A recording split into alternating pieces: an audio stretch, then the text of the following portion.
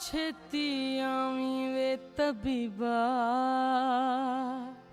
नहीं ता मैं मर गईया. So now, after he gains enlightenment, the Buddha initially hesitated to teach his method, his Dhamma, because he was afraid that it might be too difficult for the other renunciants to learn.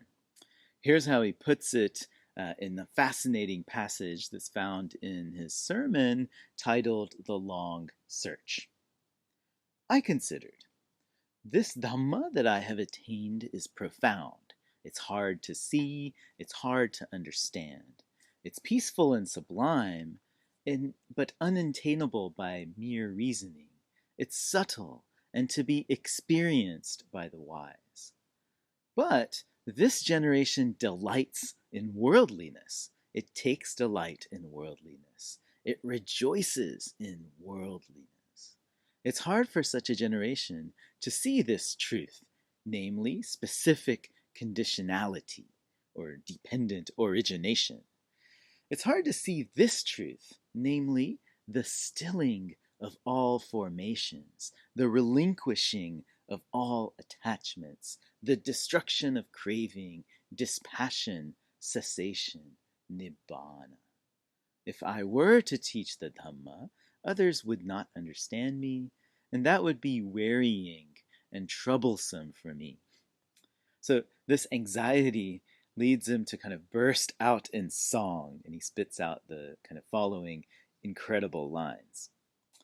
Enough with teaching the Dhamma that even I found hard to teach, for it will never be perceived by those who live in lust and hate. Those died in lust, wrapped in darkness, will never discern this abstruse Dhamma, which goes against the worldly stream. It's subtle, deep, and difficult to see. Considering this, my mind inclined to an action rather than to teaching the Dhamma. So he's pretty much kind of depressed about the prospects of being able to teach his Dhamma to other people, and he's kind of got his mind set on just keeping his path to himself. Until the creator god, Brahma, intervenes. He comes down and meets with the Buddha and persuades him that there are in fact people out there who are willing and able to learn the Buddha's Dhamma. Arise, victorious hero, caravan leader, deathless one, and wander the world. Let the Blessed One teach the Dhamma. There will be those who will understand. So now that he's got this kind of divine assurance, the Buddha sets off and tries to figure out who might become his first students. He thinks about his old teachers, right, the ones who he had tried with their paths before, but they're both dead. Now he goes to find a set of 5 renunciants who he'd been hanging out with before, and he encounters them at the Deer Park in Sarnath, which is a small town right outside of the famous holy city of Benares. Let's see how he describes it. I considered thus, to whom should I first teach the Dhamma? Who will understand this Dhamma quickly? It then occurred to me, the bhikkhus of the group of 5 who attended upon me while I was engaged in my striving were very helpful. Suppose that I taught the Dhamma to them. Then I thought, where are the bhikkhus of the group of 5 now living? And with the divine eye which is purified and surpasses the human, I saw that they were living in Benares in the Deer Park at Isipatana. So he approaches these old friends of his, but they're kind of skeptical at first. They laugh at him because he stopped doing the kinds of harsh ascetic practices like fasting and exposing themselves and so on that they are all committed to doing. They ask him who his teacher was, right? Who gave him this great new knowledge he's got. He responds again, bursting out in verse. I am the one who has transcended all, a knower of all, unsullied among all things, renouncing all, by cravings ceasing, freed. Having known this all for myself, to whom should I point to as a teacher?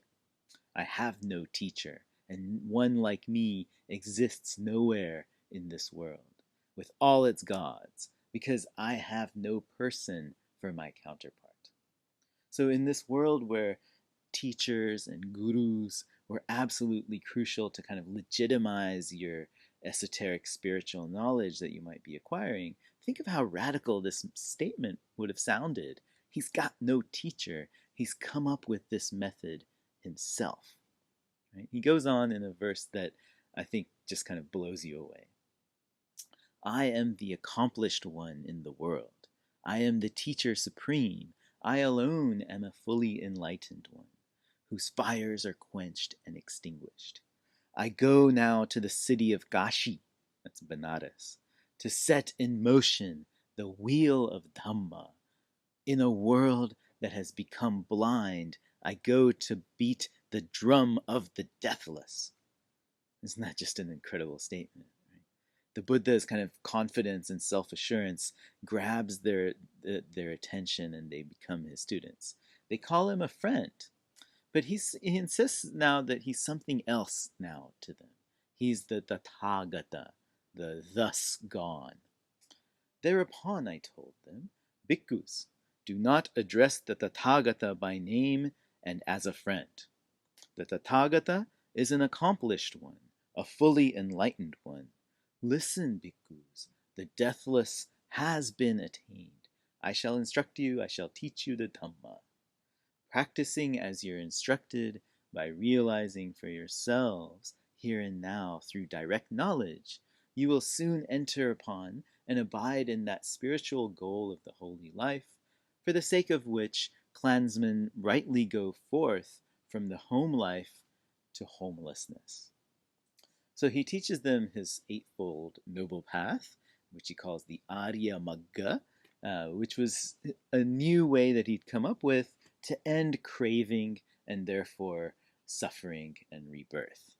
These five renunciants become his first disciples and all attain the status of arhat, of being worthy for nibbana when at the time of their natural death.